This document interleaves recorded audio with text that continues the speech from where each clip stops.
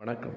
நான் சுபவீர பாண்டியன். அது 1948ஆம் ஆண்டு ஜனவரி மாதம் 30ஆம் நாள் மாலை 5 மணி.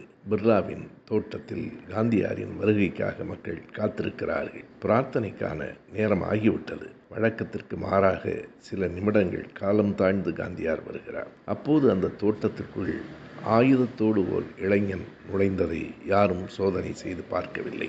அந்த இளைஞன் நாதுராம் கோட்சே.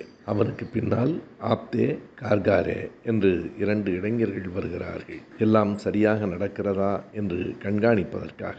எதிர்பாராத விதமாக காந்தியார் கோட்சே நிற்கிற இடத்திற்கு அருகில் வருகிறார். கோட்சே குனிந்து, அவர் இடுப்பு வரையில் குனிந்து, நமஸ்தே காந்திஜி என்கிறான். அருகில் இருந்த காந்தியாரினுடைய பேத்தி மனு அவனை தள்ளி விடுகிறாள். நேரமாகிறது. பாபு கோபமாக இருக்கிறார். அப்போது அவள் கையில் இருந்த எச்சில் துப்பும் கிண்ணமும் ஒரு நோட்டு புத்தகமும் கீழே விடுகின்றன.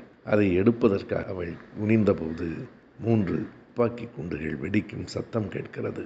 நிமிர்ந்து பார்க்கிற போது காந்தியாரின் கைக்கடிகாரத்தில் மணி 5:17. அந்த மாமனிதனை மதவெறி கொன்றுவிட்ட நேரம் அது.